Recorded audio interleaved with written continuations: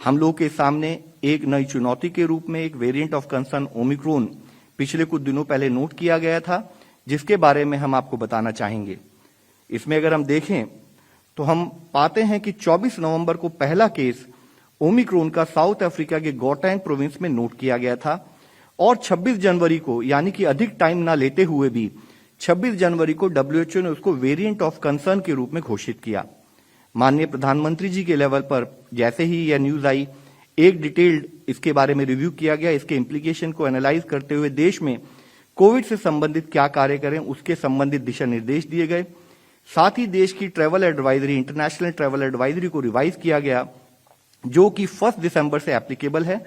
हमारे देश में पहले 2 केस जो कि कर्नाटक से आए थे, उनको 2 दिसंबर को नोट किया गया और अभी ओवरऑल 25 केस ओमिक्रॉन के पॉजिटिव के देश में पाए गए हैं। अगर हम ऊपर का यह टेबल देखें तो पाते हैं कि कैसे देशों की संख्या, जो देश ऐसे हैं जो कि ओमिक्रॉन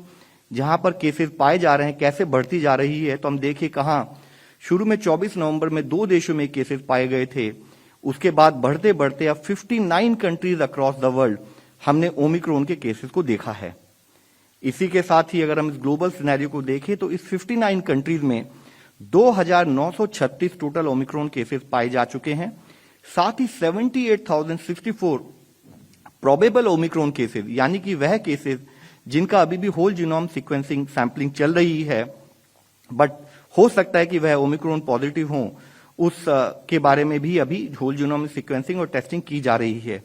अगर हम देखें कि उसमें यह ओमिक्रॉन केसेस किन कंट्रीज में अधिक संख्या में पाए जा रहे हैं, तो देखते हैं कि यूनाइटेड किंगडम में 817 केसेस, डेनमार्क में 796 केसेस और साउथ अफ्रीका में 431 ओमिक्रॉन पॉजिटिव केसेस अब तक पाए जा चुके हैं। हमारे देश की अगर हम डेटा को एनालाइज करें तो हम देखते हैं कि 5 स्टेट में 25 ओमिक्रॉन केसेस आए हैं, जिसमें राजस्थान से 9 केसेस, गुजरात से 3, महाराष्ट्र के 10 केसेस, कर्नाटक का 2 केस और दिल्ली से 1 केस है। जैसे कि हमने आपको बताया कि इंटरनेशनल अराइवल्स के लिए देश में एक नई ट्रैवल एडवाइजरी इशू की गई थी और 1 दिसंबर से आने वाली फ्लाइट में अब तक हमने जैसे कि दुनिया के देशों को 2 पार्ट में विभाजित किया था, countries at risk and other countries. तो कंट्रीज एट रिस्क से अब तक अगर हम देखें तो 10 दिसंबर के सुबह 8 बजे तक 298 फ्लाइट्स आई थी, जिसमें कि 58,459 पैसेंजर्स आए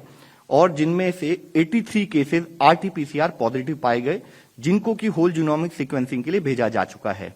इसी के साथ ही जो दूसरे देशों से इंटरनेशनल फ्लाइट्स आई थी वह 2348 थी, जिसमें 3,68,516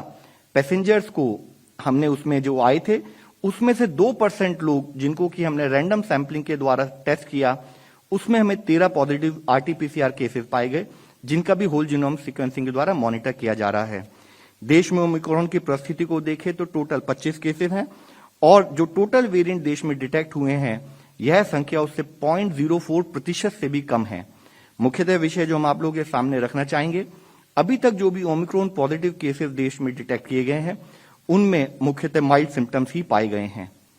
यहां ओमिक्रॉन के बारे में चर्चा करते हुए हम आप लोगों के सामने रखना चाहेंगे WHO का एक डेटा, जिसमें कि WHO ने एनालाइज किया था कि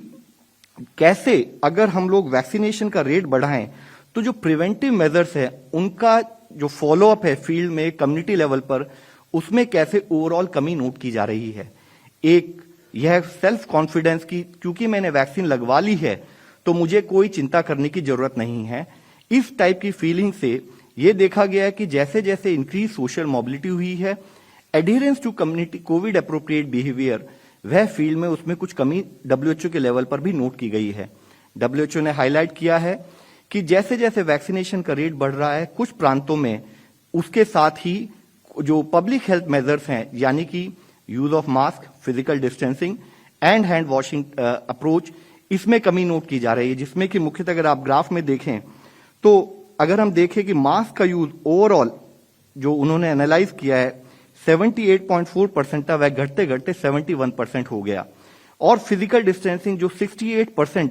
इवन वैक्सीनेशन ओवरऑल जब दुनिया में शुरू भी नहीं हुआ था तब अगर नोट की जा रही थी, वह अब घटते घटते काफी कम संख्या यानी कि 48.4% ही रह गई है। और उन्होंने स्पेसिफिकली हाईलाइट किया है कि पब्लिक हेल्थ मेजर्स को हमें कंटिन्यूड बेसिस पर यूज करना है ताकि हम अपने आप को और अपने परिवार के जनों को बचा सकें। उन्होंने स्पेसिफिकली डब्ल्यूएचओ में हाईलाइट किया है कि वैक्सीन का इस्तेमाल करना है, लेकिन वैक्सीन के साथ साथ पब्लिक हेल्थ मेजर्स को भी हमें कंटिन्यूड बेसिस पर इस्तेमाल करते रहना है। जैसे कि इसको फिगरेटिव वे में समझाने के लिए हमने इससे पहले भी इस पर चर्चा की थी कि हो सकता है कि हमारे पास हमारी गाड़ी में अगर हमारे पास एयर बैग लगे हों, but that does not give us liberty कि हम जाकर उस गाड़ी को दीवार से लगा दें और हम कोई प्रिकॉशन ना लें। These are for our safety, but adequate precaution in driving still has to be followed. तो इसी संबंध में हम आपसे एक दूसरा डिटेल भी जो इससे पिछले हफ्ते में भी हमने आपसे साझा की थी फिर से दिखाना चाहेंगे। डब्ल्यूएचओ ने फिर से एनालाइज किया कि काफी हद तक वैक्सीनेशन होते हुए भी यूरोप के कुछ देशों में एक सर्ज फिर से नोट किया जा रहा है। जैसे यूनाइटेड किंगडम में मल्टीपल सर्जेज हमने नोट किया। फ्रांस में अभी भी देखिए कि 43,000 के करीब केसेस प्रति रोज इस संख्या से आ रहे हैं। इटली एक छोटा देश है इन टर्म्स ऑफ पॉपुलेशन, लेकिन वहां पर भी काफी अधिक संख्या में केसेस आ रहे हैं। इसी तरह स्विट्जरलैंड में 9,000 के करीब केसेस डेली आ रहे हैं। तो डब्ल्यूएचओ ने बताया कि इन्फेक्शन हो, टेस्ट पॉजिटिविटी हो, हॉस्पिटलाइजेशन हो और आईसीयू एडमिशन हो, कंटिन्यूड बेसिस पर यूरोप में बढ़ रहा है और उसका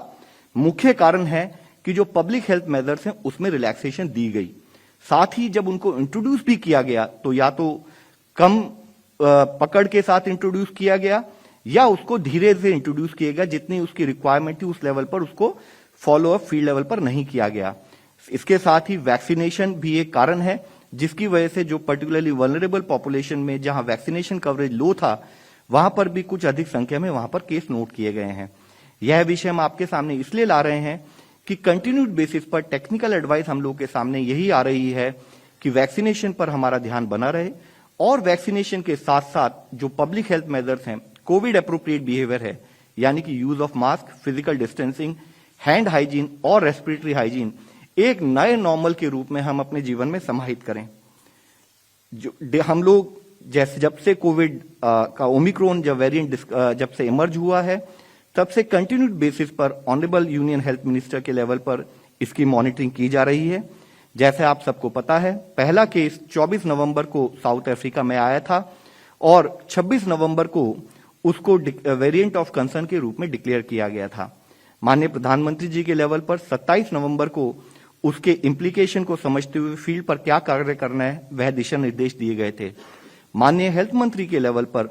25 नवंबर से प्रति रोज एक रिव्यू मीटिंग की जा रही है जिसमें कि हमारी प्रिपेयर्डनेस अगेंस्ट कोविड-19 को एक डिटेल्ड रूप से डिस्कस किया जाता है और साथ ही जो ओमिक्रॉन वेरिएंट है वह क्या चैलेंज हम लोगों के सामने थ्रो कर रहा है उसके बारे में भी डिस्कशन किया जाता है।